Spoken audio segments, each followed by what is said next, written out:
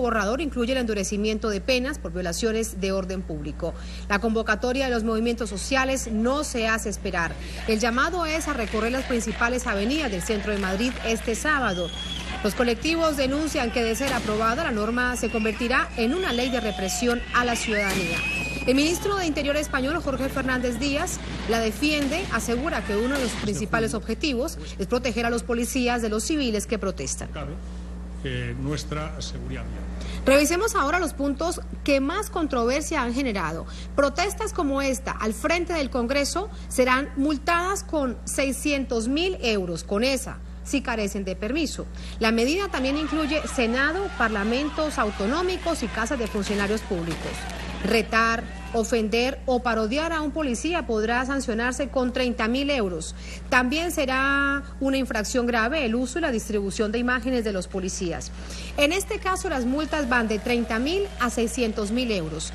Los daños que causen los menores de edad serán cancelados por sus padres. En total, hay 27 infracciones administrativas consideradas como graves por los creadores de este borrador. Esta normativa pretende reemplazar la ley de seguridad vigente desde el año 92. Aún solo es un borrador, pero colectivos sociales, partidos de izquierda estudian qué harán para impugnarla. Señalan, por ejemplo, que se trata de una patada a la democracia y que pretende burlar los hechos y los derechos de los civiles.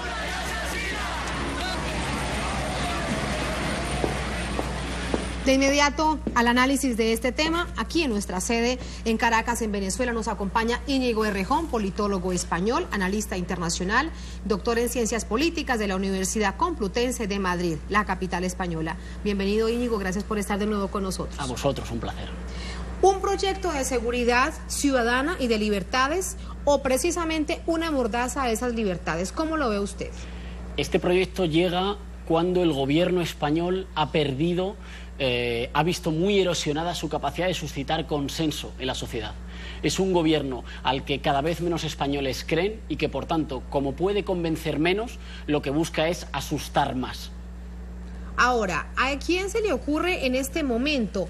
¿Por qué una decisión en momentos de crisis económica, de crisis social? ¿Por qué hacerlo ahora? Hay algunos que parecieran, y dicen además que pareciera una medida de carácter desesperada. ¿Por qué en este momento? Es una medida directamente política. Resulta que, por una parte, las medidas que el gobierno implementa al dictado del gran capital financiero europeo, de la Troika, del Banco Central Europeo, de Alemania, empobrecen a la población. Y cuando la población protesta contra esas medidas de empobrecimiento, se empiezan a preparar, porque esto es un globo sonda, pero se empiezan a preparar medidas que empobrecen más aún, es decir, que penalizan mediante una represión blanca, digamos, o blanda, que no se ve mucho, pero que es el coste económico, con cantidades astronómicas, la protesta contra estas medidas de empobrecimiento. El gobierno español, que quiere aparentar una situación de extraordinaria normalidad en una situación de drama social, con estas medidas lo que refuerza en realidad es que atravesamos un momento político de excepcionalidad. Si no, no se entiende una medida represiva como esta. Hay quienes la han calificado de la siguiente manera, Íñigo: represiva, antidemocrática, que es un horror, que es la antesala del fascismo, que es un golpe de Estado lento. ¿Usted cómo la califica? Es además de todo esto una medida de venganza. Hay que recordar que mientras a la vez que se promueve este anteproyecto de ley, algunas voces del mismo Partido Popular, del partido de la derecha en el gobierno en España, sugieren que hay que sacar una ley de huelga que restrinja más aún el derecho a ejercitar, el derecho constitucional, reconocido en la Constitución del 78, a la huelga por parte de los trabajadores. ¿Y cuándo proponen esto? Lo proponen después de que una huelga de los trabajadores de la limpieza en Madrid haya vencido, haya derrotado a las grandes empresas concesionarias y al Ayuntamiento de Madrid y haya defendido los puestos de trabajo. Así que es un gobierno que se venga de su propio pueblo, que entiende que la movilización no es un acto democrático, sino que es mala. Ahí se nota su ADN franquista, que entiende que la política es una cosa que tienen que hacer las élites y que los ciudadanos no deben molestar mucho con protestas, con asambleas, con participación ciudadana, y por tanto se venga de toda esta ola de expansión de participación política en la calle que hemos visto en los últimos 2 años y medio en España. ¿Y usted realmente cree que el gobierno lo va a lograr, Íñigo, en momentos de esa efervescencia de las movilizaciones en las calles? ¿Usted cree que van a contener esas movilizaciones?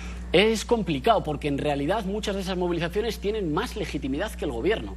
Por ejemplo, cuando dicen que uno no se puede resistir a un policía, se refieren, y esto es bueno que lo sepan los espectadores, por ejemplo, a las gentes solidarias que se agarran de los brazos para impedir que a las familias las echen de su casa a los bancos, para que se queden el banco con la casa y además la familia tenga que seguir pagando la deuda.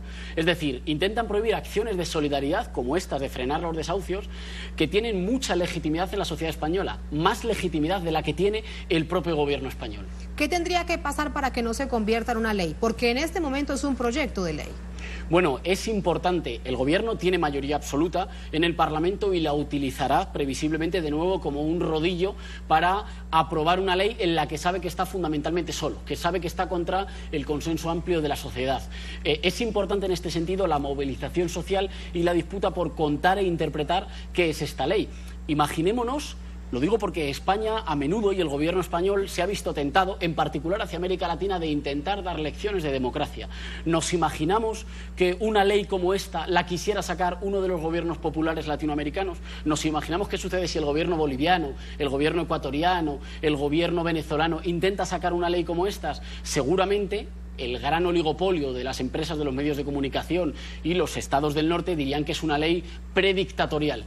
Pero lo saca un gobierno... Desde ya dirían que es una dictadura. Desde ya dirían que es una dictadura, pero lo saca un gobierno que por una parte quiere aparentar normalidad, cuando trata a sus propios ciudadanos como a todos delincuentes en potencia, les roba en un cierto sentido una condición ciudadana y a la vez que quiere aparentar esta normalidad en un momento de excepción, quiere dar lecciones de democracia. Un gobierno que impone o que se plantea imponer una ley tan grave como esta, que castiga a una población ya empobrecida con un rechazo a la capacidad de participación política que los movimientos sociales, que la sociedad civil organizada ha puesto encima de la mesa en las últimas semanas, en los últimos años en España. A punto de despedirnos, Íñigo, hemos visto reacciones en contra de múltiples sectores, incluso de sectores judiciales. ¿Quién ha visto usted que realmente la apoye, aparte del presidente y el ministro del Interior? No, supongo que los verdaderos gobernantes de España que no se presentan a las elecciones, los tenedores de la deuda, los grandes banqueros, los grandes sectores de una oligarquía muy improductiva, pero que espera salir de la crisis empobreciendo más a su población, esos sectores supongo que han llamado a contener la protesta. Y un gobierno de un partido que, no olvidemos, tiene en su ADN una concepción franquista de la política, según la cual meterse en política para la gente común es algo malo y sospechoso, quiere de nuevo castigar a sus gentes. Pero el rechazo no es solo de quien protesta. Hay sectores muy amplios de la sociedad civil que ayer estaban, digamos, con el orden constituido y que hoy entienden que no es legítimo. No es legítimo que un gobierno que está condenando a su población al empobrecimiento, a la vez le castigue por protestar o por defenderse colectivamente de ese empobrecimiento. Régimen policíaco, han dicho unos, volver a esas épocas antes de la Constitución, a esas épocas franquistas, lo que han compartido con usted. Íñigo, muchísimas gracias por estar con nosotros. A vosotros, como siempre, un placer, muchas gracias. Cerramos al fondo de la noticia, cerramos también la edición central de Telesur Noticias.